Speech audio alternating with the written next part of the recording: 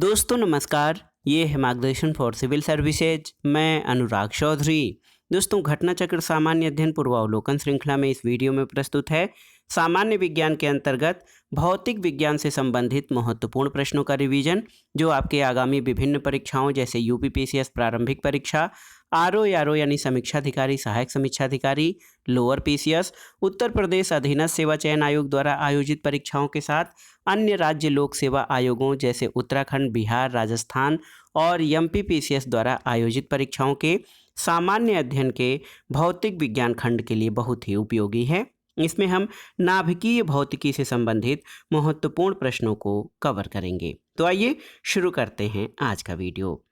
पहला प्रश्न है दोस्तों, अगर चालू नाभिकीय रिएक्टर में कंट्रोल छड़ों का उपयोग नहीं किया जाएगा तो क्या होगा?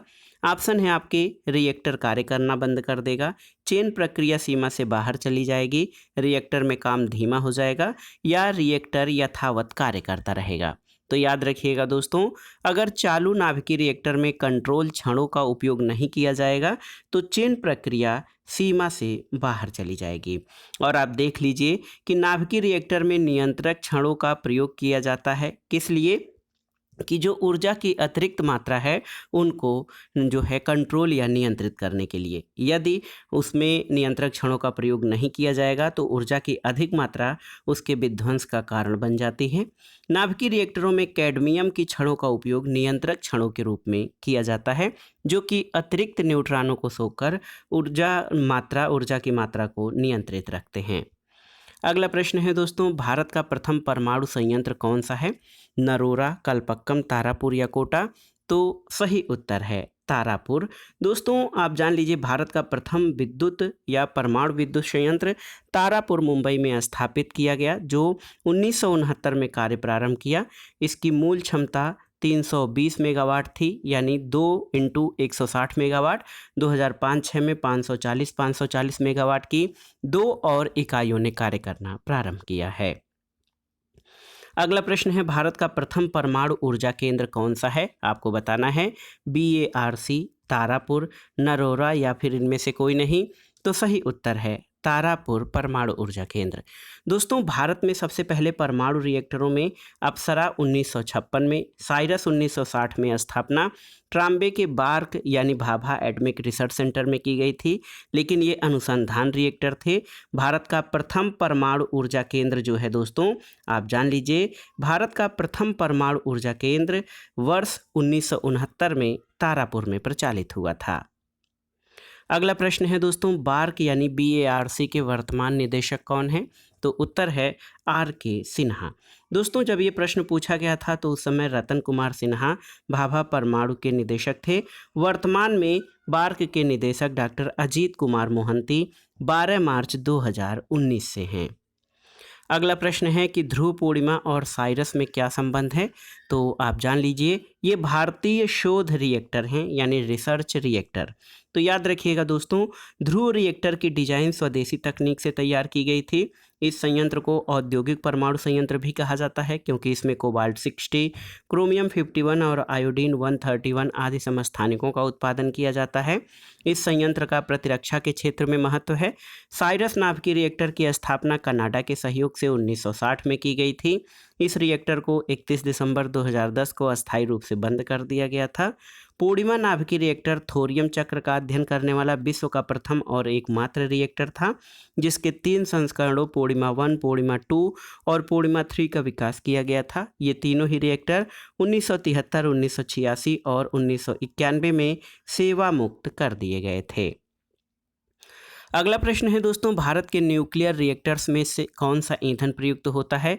यूरेनियम 270, यूरेनियम 500, गैसोहोल या यूरेनियम 238? तो सही उत्तर है यूरेनियम 238। दोस्तों आप जान लीजिए, प्राकृतिक रूप से जो प्राप्त यूरेनियम होता है उसमें यूरेनियम 235 की मात्रा केवल 0.711% होती है। शेष 99.284% यूरेनियम 238 होता है। कुछ रिएक्टरों में साधारण यूरेनियम ईंधन के रूप में प्रयोग में लाया जाता है, लेकिन अनेक रिएक्टरों में समृद्ध यूरेनियम का प्रयोग किया जाता है। अगला प्रश्न है दोस्तों, कालपक्कम प्रसिद्ध है किसके लिए? तो उत्तर है परमाणु शक्ति संयंत्र के लिए।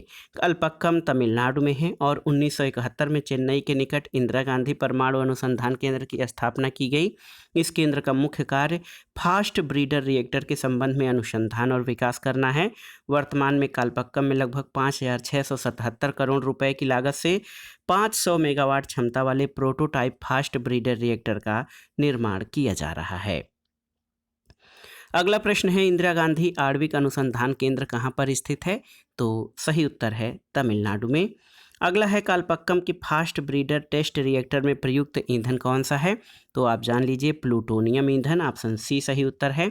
दोस्तों, फास्ट ब्रीडर रिएक्टर में नियंत्रित श्रृंखला अभिक्रिया के साथ उत्पादित विखंडनीय पदार्थों की मात्रा व्यय होने वाले पदार्थों से अधिक होती है और कालपक्कम स्थित इंदिरा गांधी परमाणु अनुसंधान केंद्र में फास्ट ब्रीडर टेस्ट रिएक्टर का संचालन प्रारंभ हो चुका है। इसमें प्लूटोनियम से यूरेनियम उत्पन्न होता है। अगला प्रश्न है दोस्तों, कालपक्कम के फास्ट ब्रीडर रिएक्टर में निम्नलिखित में से कौन सा शीतलक प्रयोग में लाया जाता है? तो याद रखिएगा, द्रवित सोडियम यानी लिक्विड सोडियम। आप जान लीजिए कि कालपक्कम में 1985 से फास्ट ब्रीडर टेस्ट रिएक्टर का परिचालन किया जा रहा है, जिसको शॉर्ट में FBTR का कहा जाता है। इस रिएक्टर में प्लूटोनियम और यूरेनियम मिश्रित कार्बाइड ईंधन का प्रयोग किया जाता है, जबकि द्रवित या गलित सोडियम का प्रयोग शीतलक के रूप में होता है। अगला प्रश्न है दोस्तों, देखिए बहुत ही महत्वपूर्ण है, कालपक्कम फास्ट ब्रीडर रिएक्टर के विषय में सही क्या है आपको बताना है। इसमें केवल प्राकृतिक यूरेनियम ईंधन के रूप में प्रयुक्त होता है। इसमें प्लूटोनियम कार्बाइड और प्राकृतिक यूरेनियम कार्बाइड के मिश्रण के रूप में प्रयुक्त होता है, सही नहीं है। इसमें 200 मेगावाट से अधिक परमाणु विद्युत उत्पन्न की जाएगी। तो सही उत्तर है 1 और 3 आपके सही हैं। दोस्तों, fast breeder test reactor Kalpakkam में इंदिरा गांधी परमाणु अनुसंधान केंद्र में 1985 से इसका संचालन किया गया। इसकी क्षमता 13 मेगावाट है। इसमें प्लूटोनियम यूरेनियम कार्बाइड का ईंधन के रूप में प्रयोग होता है और आप जान लीजिए कि तरल सोडियम शीतलक के रूप में प्रयुक्त होता है और बहुत ही महत्वपूर्ण है। FBTR prototype fast breeder reactor का पूर्ववर्ती है जो कालपक्कम में निर्माणाधीन है। 500 मेगावाट क्षमता का ये स्वदेश निर्मित रिएक्टर तैनाती के अग्रिम चरण में है। PFBR में स्वदेश निर्मित मिश्रित यूरेनियम और प्लूटोनियम ऑक्साइड का ईंधन के रूप में प्रयोग किया जाएगा और नाभिकीय अभिक्रिया में ऊर्जा उत्पादित करने के लिए कालपक्कम स्थित PFBR प्लूटोनियम 239 के मिश्रित ऑक्साइड और यूरेनियम 238 का ईंधन के रूप में प्रयोग करेगा। अगला प्रश्न है दोस्तों, निम्नलिखित में से कौन सा युग्म सुमेलित नहीं है आपका? Indira Gandhi centre for atomic research Kalpakkam सही है। Atomic minerals directorate for exploration and research Hyderabad सही है। हरिश्चंद्र रिसर्च इंस्टीट्यूट चेन्नई ये सही नहीं है, क्योंकि हरिश्चंद्र रिसर्च इंस्टीट्यूट प्रयागराज उत्तर प्रदेश में स्थित है और Saha institute of nuclear physics Kolkata ये सही है। तो ऑप्शन सी आपका सही सुमेलित नहीं है। अगला प्रश्न है, निम्नलिखित संगठनों पर विचार कीजिए। देखिए, परमाणु खनिज अनुसंधान और अन्वेषण निदेशालय, हैवी वाटर बोर्ड, भारतीय रेयर अर्थ लिमिटेड, भारतीय यूरेनियम कॉरपोरेशन। तो इनमें से कौन से परमाणु ऊर्जा विभाग के अंतर्गत हैं? तो याद रखिएगा, ये सभी चारों दोस्तों परमाणु ऊर्जा विभाग के अंतर्गत कार्यरत हैं। याद कर लीजिए, सभी संस्थान परमाणु ऊर्जा विभाग के अंतर्गत कार्यरत हैं। परमाणु खनिज अनुसंधान और अन्वेषण निदेशालय हैदराबाद में, गुरु जल बोर्ड मुंबई में, भारतीय रेयर अर्थ लिमिटेड मुंबई में और भारतीय यूरेनियम कॉरपोरेशन जादूगोड़ा में स्थित है। अगला प्रश्न है दोस्तों, भारत में भारी जल बनाया जाता है कहाँ पर? ट्राम्बे, असम, दिल्ली या भिलाई में? तो सही उत्तर है, भारत में भारी जल ट्राम्बे में बनाया जाता है। दोस्तों, भारी जल या हैवी वाटर की जिम्मेदारी ट्राम्बे मुंबई स्थित गुरु जल बोर्ड को है, जिसका उपयोग नाभिकीय रिएक्टरों में किया जाता है। भारी जल बोर्ड 7 भारी जल संयंत्रों का संचालन करता है, जो कि बड़ौदा, हजीरा, कोटा, मनुगुरु, तालेचर, थाल और तूतीकोरिन में स्थित हैं। अगला प्रश्न है दोस्तों, सूची 1 का सूची 2 से सुमेलन करिए और दिए गए कोड से सही उत्तर का चयन करिए। तो यहाँ पर आपको मिलान करना है। कालपक्कम तमिलनाडु में स्थित है, नरोरा उत्तर प्रदेश में, काकरापार गुजरात में और ट्राम्बे महाराष्ट्र में स्थित है। तो सही उत्तर है 3, 1, 2 और 4। तो यहाँ पर देखिए 3, 1, 2 और 4 ऑप्शन बी आपका सही उत्तर हो जाएगा। अगला प्रश्न है निम्नलिखित में से कौन सा सही सुमेलित नहीं है, आपको बताना है। देखिए राजस्थान परमाणु ऊर्जा संयंत्र उदयपुर में, ये आपका सही सुमेलित नहीं है क्योंकि राजस्थान का परमाणु ऊर्जा संयंत्र ये कोटा में है। नरोरा परमाणु ऊर्जा संयंत्र उत्तर प्रदेश, मद्रास परमाणु ऊर्जा संयंत्र कोलकाता कलपक्कम और कैगा परमाणु ऊर्जा संयंत्र कर्नाटक में स्थित है। ऑप्शन ए जो है आपका सही सुमेलित नहीं है। अगला प्रश्न है नीचे दिए गए कूटों में सही उत्तर चुनिए। परमाणु ऊर्जा संयंत्र स्थित है कहाँ पर? तो यहाँ पर नरौरा में, घाटशिला में, कालपक्कम में और नंगल में।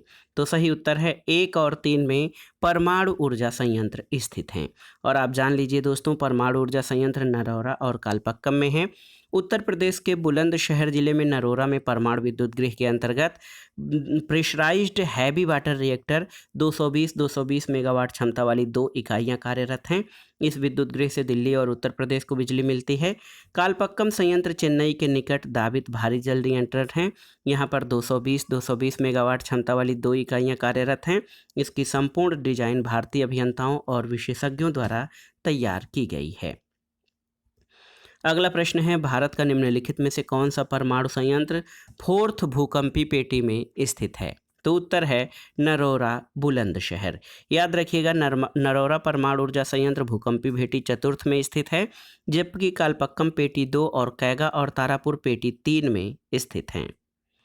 अगला प्रश्न है वह परमाणु ऊर्जा संयंत्र जो हाल में सक्रिय हुआ कहाँ पर स्थापित है? कालपक्कम, नरोरा, तारापुर या कैगा?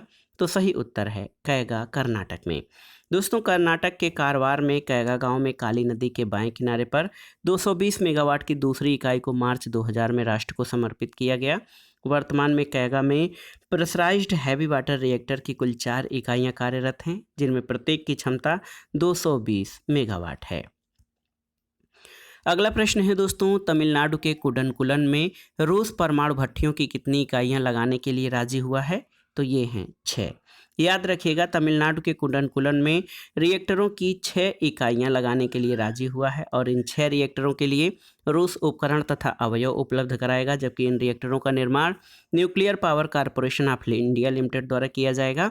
31 दिसंबर 2014 को कुडनकुलम परमाणु ऊर्जा संयंत्र की 1000 मेगावाट क्षमता की पहली इकाई का व्यावसायिक परिचालन प्रारंभ हुआ, जबकि 1000 मेगावाट की दूसरी इकाई का परिचालन 31 मार्च 2017 को प्रारंभ हुआ था।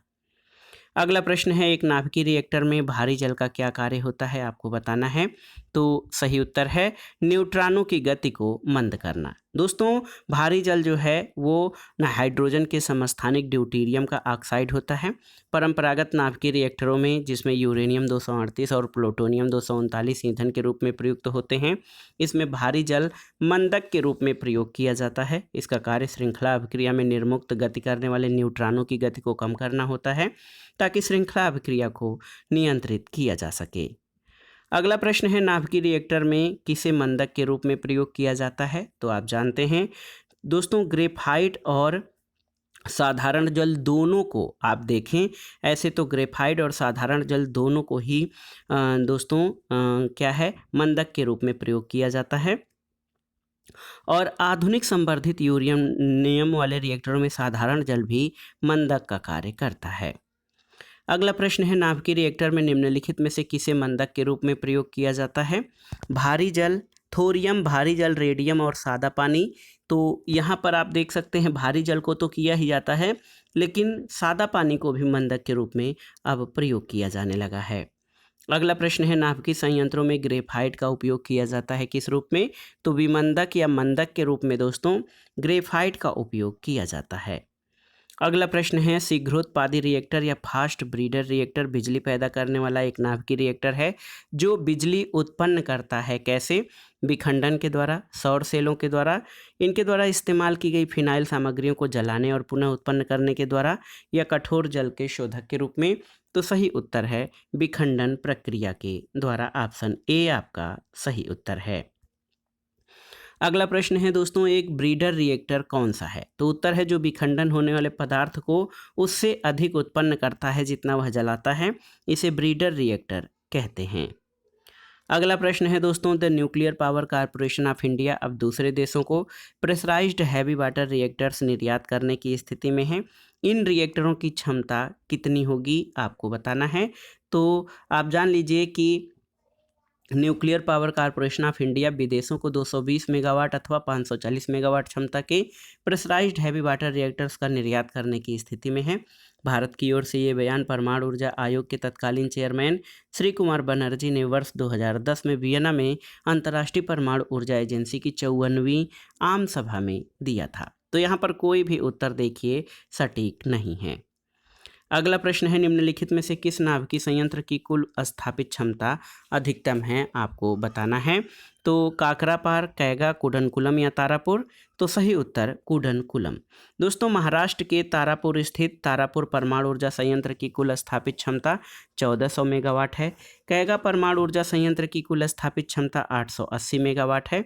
काकरापार परमाणु ऊर्जा संयंत्र की स्थापित क्षमता 440 मेगावाट है, जबकि कुडनकुलम परमाणु ऊर्जा संयंत्र की कुल स्थापित क्षमता 2000 मेगावाट है, जो कि विकल्पों में सर्वाधिक है। अगला प्रश्न है, भारत की संपूर्ण ऊर्जा उत्पादन में नाभिकीय ऊर्जा का प्रतिशत कितना है।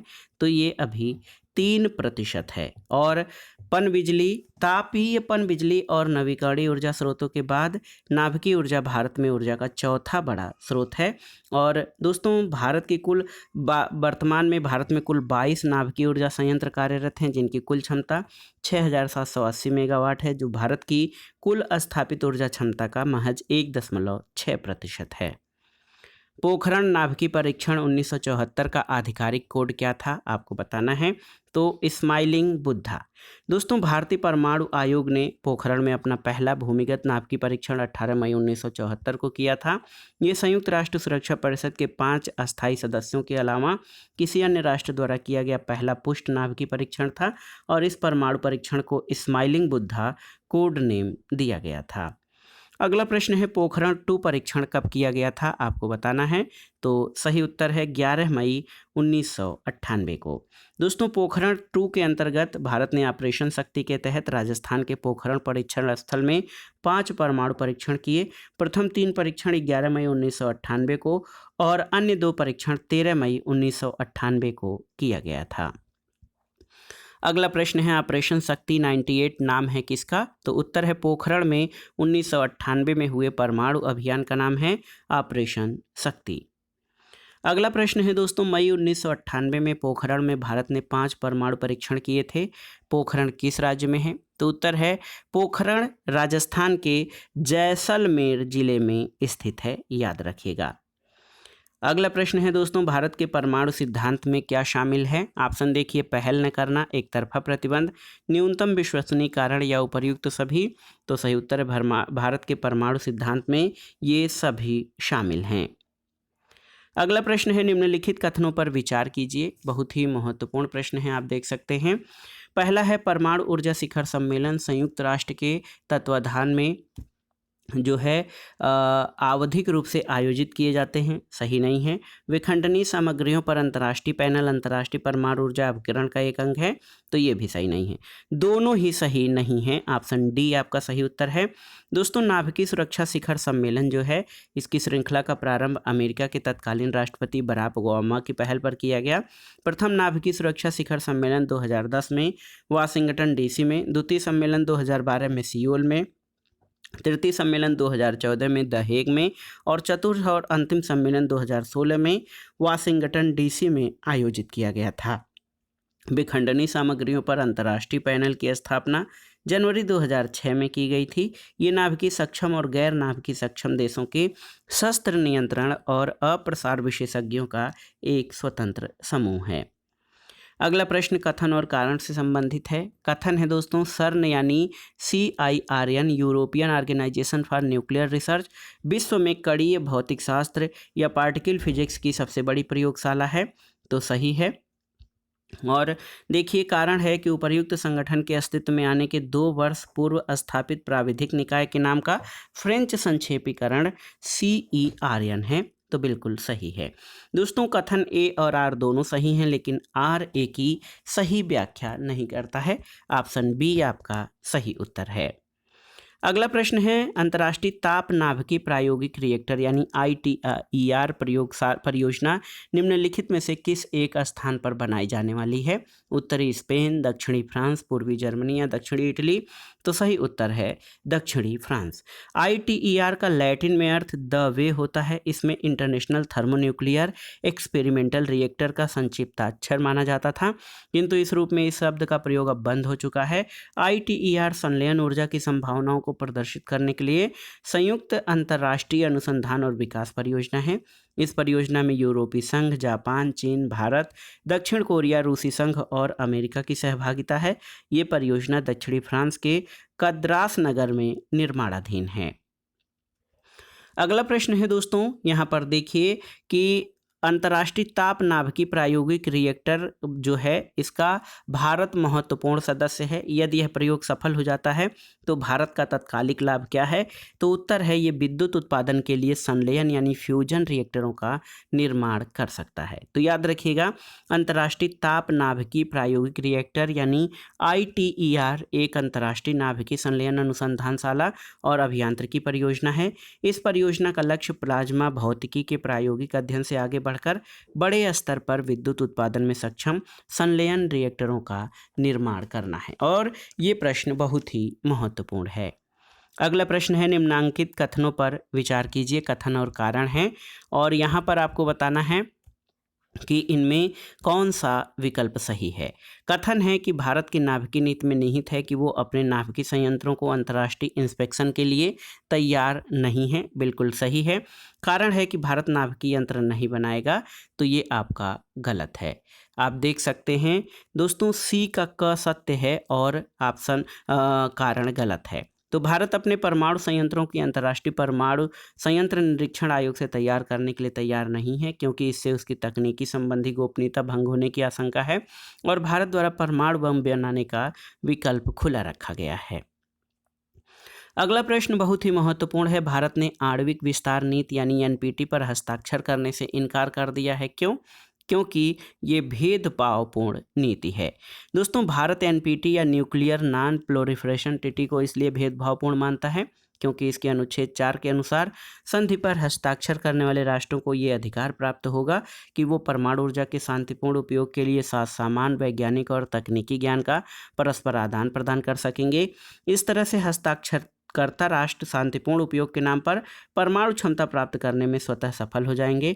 भारत संधि के इस अंतर्विरोध से अपना असंतोष प्रकट करता है क्योंकि ये संधि न केवल परमाणु शक्ति संपन्न देशों को विशेषाधिकार देती है, बल्कि परमाणु क्षमता रहित देशों द्वारा विशेषाधिकार को प्राप्त करने के अधिकार से भी वंचित करती है। अगला प्रश्न है निम्नलिखित देशों पर विचार कीजिए। चीन, फ्रांस, भारत, इस्राइल और पाकिस्तान उपर्युक्त में से कौन से परमाणु शस्त्रों के अनुसार विषयक संधि यानी treaty on the non proliferation of nuclear weapons, जिसे सामान्यतः न्यूक्लियर नॉन प्रोलिफरेशन ट्रीटी के नाम से जाना जाता है, की मान्यता के अनुसार परमाणु शस्त्र संपन्न राज्य हैं? तो इसमें आप जान लीजिए 1 और 2 यानी चीन और फ्रांस। दोस्तों, चीन और फ्रांस को ही इसमें NPT के अनुसार जो है विकल्पों में से परमाणु शक्ति संपन्न देश माना गया है। परमाणु अप्रसार संधि की मान्यता के अनुसार 5 परमाणु शस्त्र संपन्न राज्य चीन, फ्रांस, रूस, UK और संयुक्त राज्य अमेरिका हैं। इसमें भारत शामिल नहीं है।